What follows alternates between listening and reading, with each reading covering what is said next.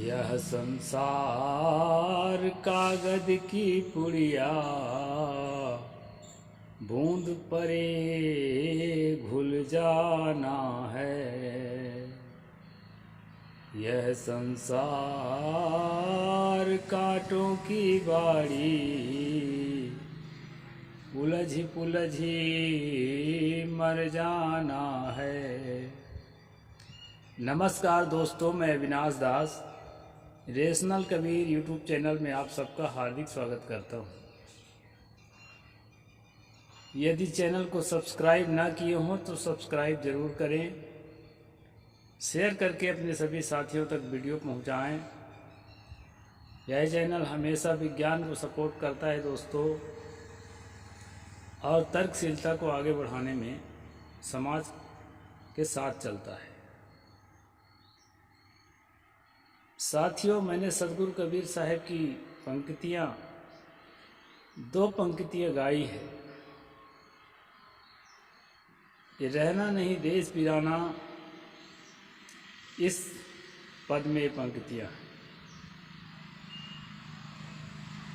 इसमें मैंने 2 ही पंक्तियाँ गाई है। यह संसार कागज की पुड़िया, बूंद पर घुल जाना है, और यह संसार कांटों की बाड़ी, उलझ पुलझ मर जाना है।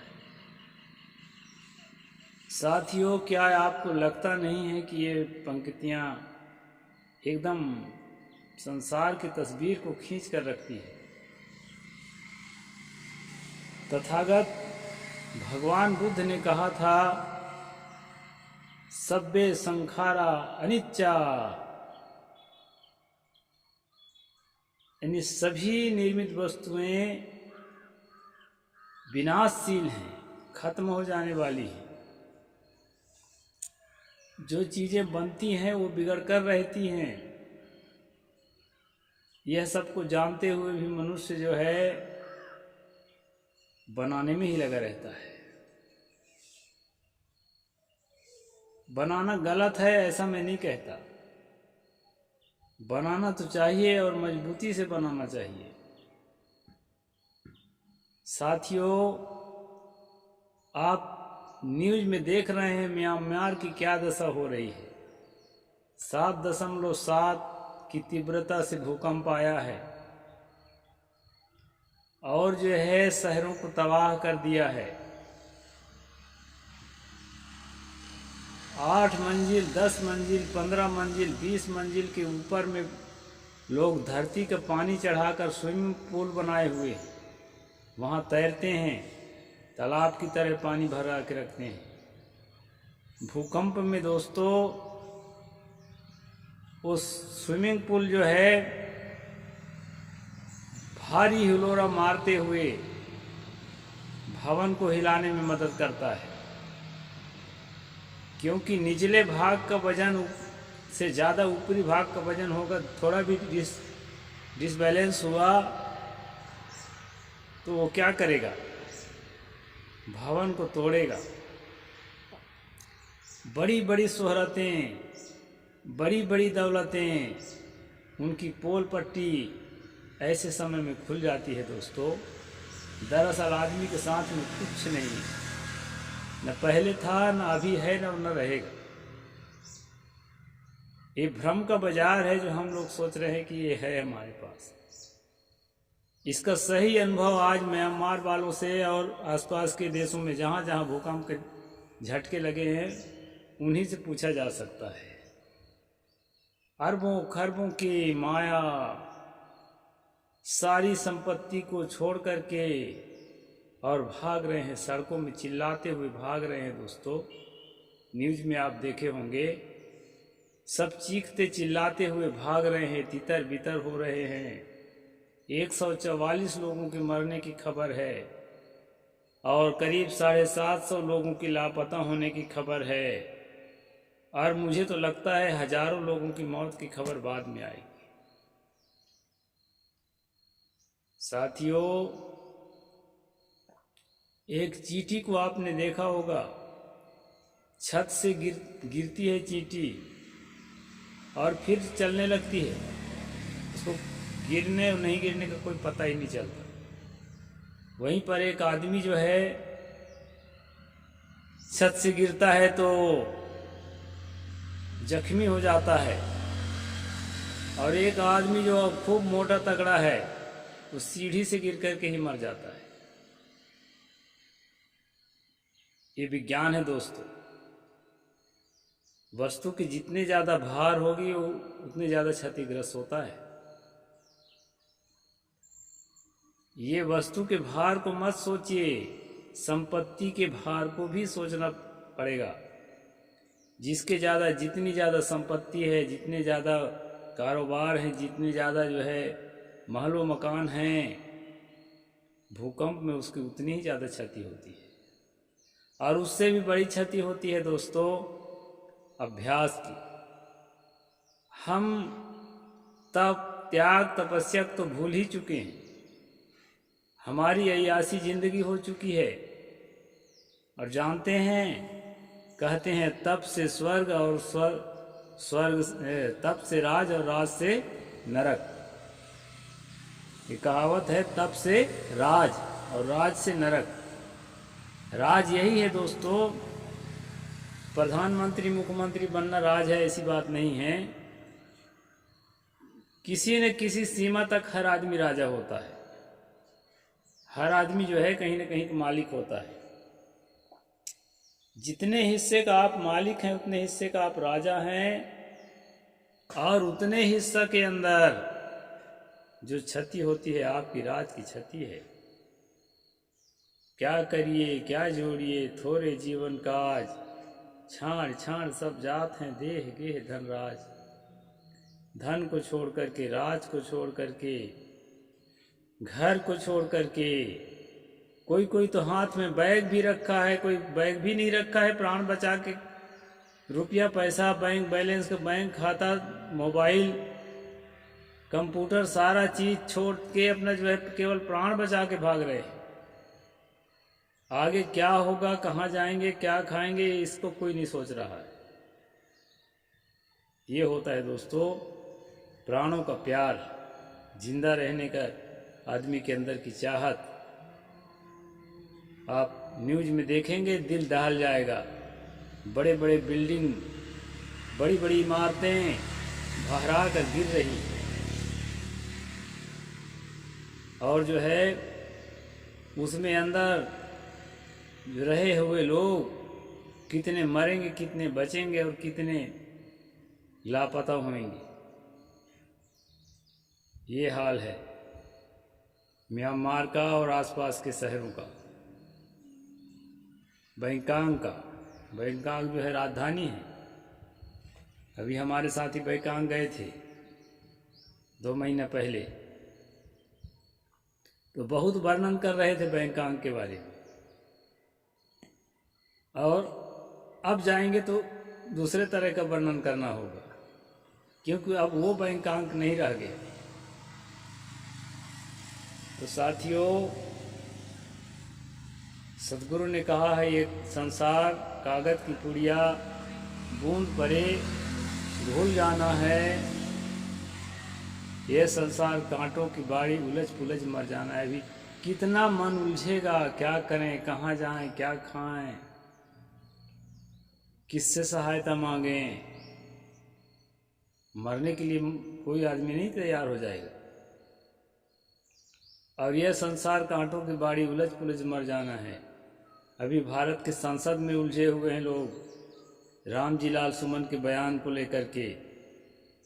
अभी तक बाबर को, अकबर को, हुमायूं को, न जाने जाए किसको लाख गाली देते रहे, तो उस पर कोई बयान बाजी नहीं होती थी, कोई झगड़ा नहीं होता था। अब बाबर के सहयोगी को बाबर का सहयोगी कह दिया गया तो पूरा संसद ही उलझा हुआ है। इसलिए दोस्तों, ये संसार जो है कांटों की बाड़ी है और उलझ पुलझ के आदमी मर रहे हैं। अब इसमें एक ही रास्ता है, सत्य की खोज और शांति की खोज, और उस दिशा में कार्य करना। भवन बनाओ, बिल्डिंग बनाओ, सड़कें बनाओ, सब ठीक है, लेकिन इनमें से कोई स्थायी साथी आपका नहीं है। आदमी प्रलय के बारे में सोचता है, प्रलय कब होगा कि नहीं होगा। अरे भाई, आप मर गए, आपके लिए प्रलय हो गया, आपके लिए दुनिया समाप्त हो गई। दुनिया से आप समाप्त हुए, आपके लिए दुनिया समाप्त हो गई। दुनिया रहे न रहे, उससे हमारा कोई नफ़ा नुकसान नहीं बचता है। इसलिए प्रलय इसी तरह होता है दोस्तों। पूरे जगत का प्रलय होता है कि नहीं होता है, इसका कोई सबूत नहीं है।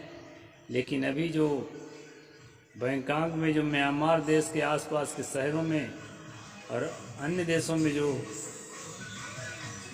7.7 तीव्रता का जो भूकंप आया है, धरती के 10 किलोमीटर नीचे गहराई में हलचल हुई है। तो दोस्तों, ये संसार है, घटनाओं के समय ही ठीक ठीक हम देख पाते हैं कि ये संसार का ये रूपरेखा है। बाकी टाइम तो हम लोग उन्माद में फूले रहते हैं, अपने आप को भूले रहते हैं, सत्य को, न्याय को, नैतिकता को, मानवता को, परोपकार को, सबको भूले रहते हैं। और बहुत लोग तो जातिवाद में उलझे हुए हैं कि मैं बड़ी जाति हूँ, तुमको मैं जो है छूने नहीं दूंगा, तुम्हारी छाया छू जाएगा तो मैं नहा लूँगा। ऐसे में भी उलझे हुए हैं। ये सारी उलझन को समय का चक्र जो है, काल का थपेड़ा जो है, स्पष्ट करता है और तब आदमी चेतता है। इसलिए दोस्तों, प्रेम का, सौहार्द का और नैतिकता का गंगा बहाओ। रह जाओ तो सही, न रह जाओ तो सही, लेकिन जो है अपने मन में शांति, लोगों में शांति, समाज में शांति, ये स्थापित करने में मेहनत करो। तो ये मेहनत सार्थक मेहनत है। फिर कल जो होगा देखा जाएगा। ऐसा नहीं है कि मरना ही है तो अब सब कुछ करना छोड़ दें।